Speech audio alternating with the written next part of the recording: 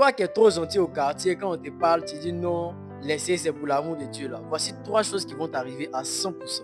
Numéro un, si tu es trop gentil, tu vas te faire marcher dessus. Pourquoi est-ce que je dis que tu allais te faire marcher dessus?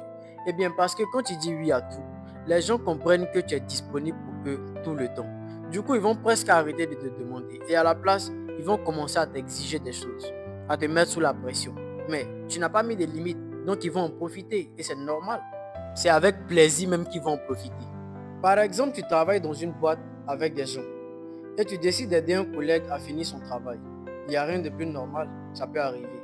Sauf que tu le fais le premier jour. Tu répètes encore une seconde fois. Et au bout du troisième jour, tu as l'impression que c'est devenu une habitude. Et maintenant, lui, il rentre à la maison à 17h et toi, tu rentres à la maison à 19h. En plus, tu dis rien parce que pour toi, c'est normal. Conséquence, les gens vont commencer à croire que c'est normal que tu dises oui à tout.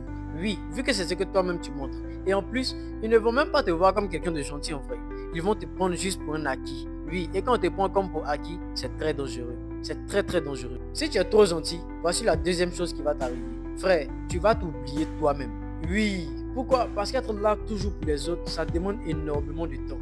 Ça demande de l'énergie et de l'espace mental.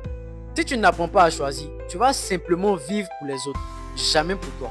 Par exemple, tu acceptes d'aider un ami à déménager le jour même où tu avais prévu une sortie que tu attendais depuis des semaines. Tu annules et le pire, c'est que tu le fais avec le sourire. Pourtant, au fond de toi, tu bouillonnes, tu n'es pas content. Comme conséquence, tu es frustré. Parfois, tu es amer, juste parce que tu ne vis pas ta propre vie. Et vu que tu ne vas pas vivre ta propre vie, tu seras une autre personne. Et un jour, tu vas craquer. Je ne suis pas là pour te mentir, c'est réel, bro. Numéro 3, tu vas attirer les mauvaises personnes vers toi.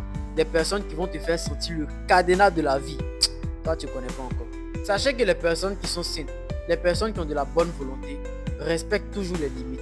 Mais ceux qui cherchent à profiter là, faut être trop gentil, tu vas voir. Lui-même, il cherche cette toche. Tu n'as pas quoi. Est-ce que toi, tu es un enfant? C'est exprès tu fais, sinon tu ne bois pas Coca-Cola et Fouchette.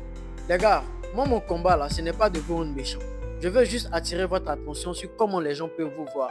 Quel type de personnes vous pouvez attirer vers vous, juste en étant trop gentil. Tu peux être gentil, tu peux être bien, d'accord, il n'y a pas de souci. Mais donne-toi des limites. Donne-toi des limites parce que c'est ces limites-là qui vont te distinguer, qui vont te donner un genre, qui vont te caractériser. Si tu rates ça, franchement, les gens vont te percevoir comme quelqu'un de bête. Il y aura trop de laisser aller, surtout le laisser aller. Donc, s'il te plaît, mets stop à tout ça. Mets une fin à tout ça. Donne-toi des limites. C'est pas parce que tu fais du bien autour de toi que tu vas en recevoir. N'oublie pas ça. Le monde d'aujourd'hui, il est méchant, il est cruel. C'est une lame. Que tu t'arrêtes, que tu marches pour aller devant ou que tu recules, tu seras blessé. Donc, allons-y.